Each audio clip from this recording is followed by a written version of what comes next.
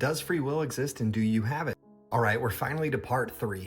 In part 1, we made the case for free will. In part 2, we made the case against free will. This is all part of my series that we might be living in a simulation. This is chapter 2, where we're looking at the human body, the greatest computer that's ever been made. Because it is a computer. When arguments are made for and against free will, there's generally two sides: determinism and free will. Free will is the belief that you have complete and total control over your actions. You make choices independent of prior conditions. Determinism is the view that all events, including human actions, are determined by prior causes, meaning they come from a chain of events and it's not totally free. We're not making a free choice. Those are the two options. Psych! Let's talk about compatibilism.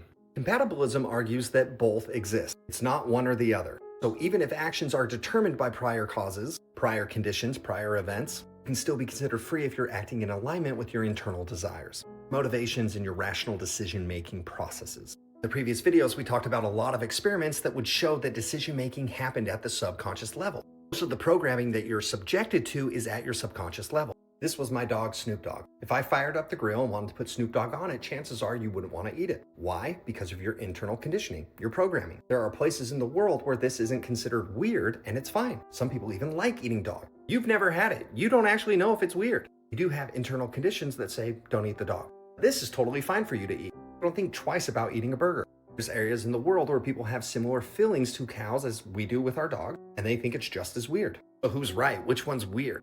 Neither of them are. We're just operating according to our internal programming and operating system.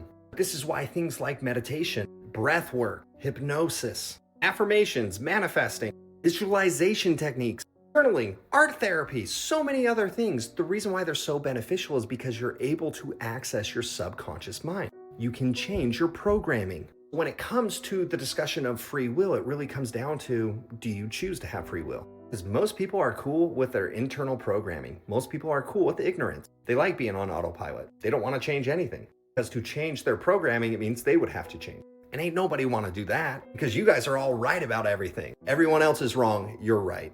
I believe personally the only way to have free will is you have to have self-awareness. You know what self-aware people do? They don't judge others because they're too aware that they're an asshole. So why would they judge anybody else for being one? They're too aware of their faulty programming in their subconscious, and they're busy working on it, trying to reprogram it. So many decisions are made at the subconscious level. The only way to make sure something happens truly how you want it to happen is you got to go into that subconscious and you got to program yourself.